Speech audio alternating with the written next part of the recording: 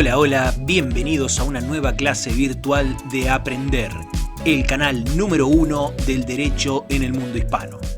En esta clase vamos a estudiar la estructura de la norma de derecho internacional privado.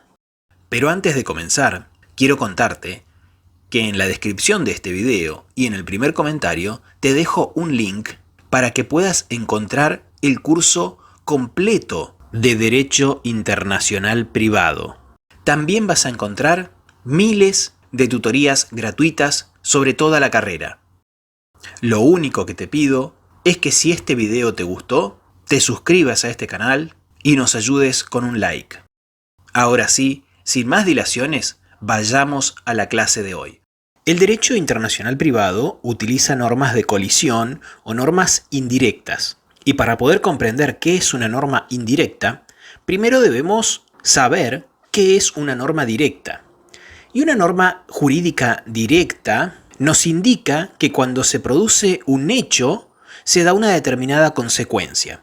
Por ejemplo, si es A, debe ser Z. Por ejemplo, el artículo 275 establece que el autor del dolo esencial o incidental debe reparar el daño causado. Entonces, si una persona comete dolo, debe reparar el daño que eso ocasione.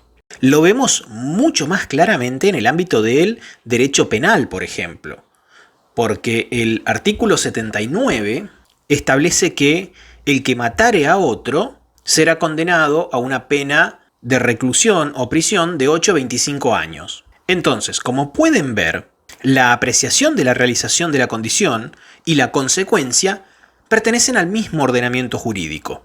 Entonces, la norma directa nos da la solución. Pero la diferencia entre una norma directa y una norma indirecta radica en que la norma indirecta no nos aporta una solución al caso, sino que únicamente nos remite al ordenamiento jurídico aplicable a ese caso, el que a su vez, en su norma directa, nos va a indicar la solución. Por ejemplo, si es A, se debe aplicar X. Por ejemplo, según el artículo 2667, los derechos reales sobre inmuebles se rigen por la ley del lugar de su situación. Entonces, para realizar su cometido, la norma indirecta utiliza lo que se conoce como punto de conexión. ¿Pero qué es un punto de conexión? Bueno, podemos pensar que el punto de conexión, valga la redundancia, conecta un caso con un derecho aplicable. Por ejemplo, cuando decimos que la capacidad se rige por la ley del domicilio, el punto de conexión es el domicilio, que nos permite conocer la ley aplicable a la cuestión que se nos presenta. Entonces, el punto de conexión se basa en elementos de extranjería, es decir, elementos de un caso que tienen la posibilidad de vincular ese caso con un ordenamiento jurídico extranjero. Entonces, cuando encontramos elementos de extranjería que son relevantes, los vamos a utilizar como punto de conexión, porque el punto de conexión es un elemento de extranjería que es considerado relevante por el sistema jurídico y tiene por finalidad vincular el caso con el ordenamiento jurídico que nos da la solución al problema que tenemos en el antecedente legal. Es decir, que los elementos de extranjería que son considerados como relevantes funcionan como puntos de conexión para resolver distintos casos. Y vamos a ver cómo clasificamos a los puntos de conexión. En un primer momento los vamos a clasificar en personales, cuando, por ejemplo, contemplan la nacionalidad, el domicilio o la residencia de la persona. También pueden ser reales, cuando se refieren a la situación de los bienes, como por ejemplo su ubicación y su registro, y también pueden ser conductistas, cuando enfocan sucesos, como por ejemplo el lugar de celebración o cumplimiento de un contrato. Y en un segundo momento podemos hacer una clasificación más minuciosa y vamos a ver que existen, en primer lugar, puntos de conexión simples. Y el punto de conexión simple es el que nos remite, para el caso, a una sola legislación aplicable. Por ejemplo, el artículo 2667 establece que los derechos reales sobre inmuebles se rigen por la ley del lugar de su situación.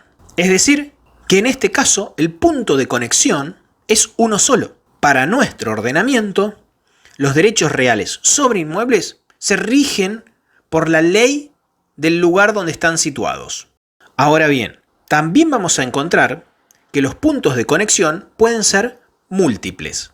Es decir, que vamos a tener varios puntos de conexión y no solamente uno. Y dentro de los múltiples vamos a encontrar a los no acumulativos y a los acumulativos. En los no acumulativos tenemos distintos puntos de conexión, pero solamente se elige uno. Y para hacer la elección, nuevamente vamos a encontrar dos opciones. Pueden ser alternativos o subsidiarios.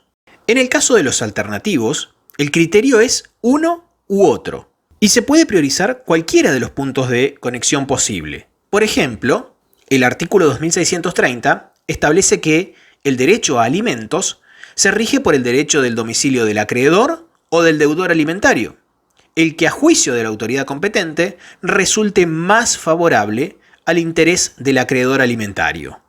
En cambio, en el caso de los subsidiarios, la norma establece un orden de prioridades. Por ejemplo, el artículo 2652 establece que, en defecto de elección por las partes del derecho aplicable, el contrato se rige por las leyes y usos del país del lugar de cumplimiento. Entonces, como pueden apreciar, en el primer caso tenemos distintas opciones y se puede optar por cualquiera de ellas. En cambio, en el segundo caso podemos ver que hay un orden de prioridades. Si no se puede tomar la primera opción, se toma la segunda y si no, la que sigue. Ahora bien, en el caso de los puntos de conexión múltiples acumulativos, los puntos de conexión existentes funcionan al mismo tiempo. Y acá vamos a encontrar dos opciones nuevamente. Primero, los puntos de conexión múltiples acumulativos iguales, donde en el mismo caso se utilizan varias normas jurídicas al mismo tiempo, es decir, que se exige la aplicación de varias legislaciones para solucionar el caso. Por ejemplo, según el Tratado de Derecho Civil Internacional de Montevideo, para la validez de la adopción, se exige conformidad con la legislación del domicilio del adoptante y del adoptado. Es decir, que para que una adopción sea válida, debe haber conformidad de ambas legislaciones. Y para ello vamos a tomar los elementos más exigentes de cada una de estas legislaciones. Por ejemplo, si la ley de un estado exige como edad mínima para adoptar la de 25 años, y otro estado exige como edad mínima para adoptar la edad de 30 años, usaremos esta edad, porque los 30 años es condición suficiente en ambos ordenamientos. No alcanza con que la persona tenga 27 y tenga capacidad para adoptar en uno de los ordenamientos. Y dentro de los puntos de conexión múltiples acumulativos, también vamos a encontrar a los desiguales, donde hay más de un punto de conexión, se va a utilizar más de un punto de conexión, pero acá se compara y se elige una norma sobre la otra por comparación entre ellas. Por ejemplo, en el ámbito de la propiedad intelectual, nuestra ley de propiedad intelectual establece que la protección que la ley argentina acuerda a los autores extranjeros no se extenderá a un periodo mayor que el reconocido por las leyes del país donde se hubiere publicado la obra. Si tales leyes acuerdan una protección mayor, regirán los términos de la presente ley. Fíjense que tenemos dos opciones: el tiempo que reconoce la ley del país donde se publicó la obra y el tiempo de protección de nuestra ley. Si el tiempo de protección del lugar de publicación de la obra es mayor al tiempo de nuestro país, se utiliza nuestro tiempo. Ahora, si el tiempo de protección que otorga el país donde se publicó la norma es menor que nuestro tiempo, se utiliza ese tiempo de aquel estado. De esta manera llegamos al final de la clase de hoy. Esperamos que te haya servido y nos gustaría leer tu comentario. Como te lo adelanté cuando iniciábamos este video, todo nuestro contenido es absolutamente gratuito y nos financiamos únicamente a través del aporte voluntario de nuestros estudiantes. En el primer comentario te dejo también un link para que, si podés, nos ayudes con una pequeña donación que nos ayuda a seguir creando el mejor contenido para millones de estudiantes.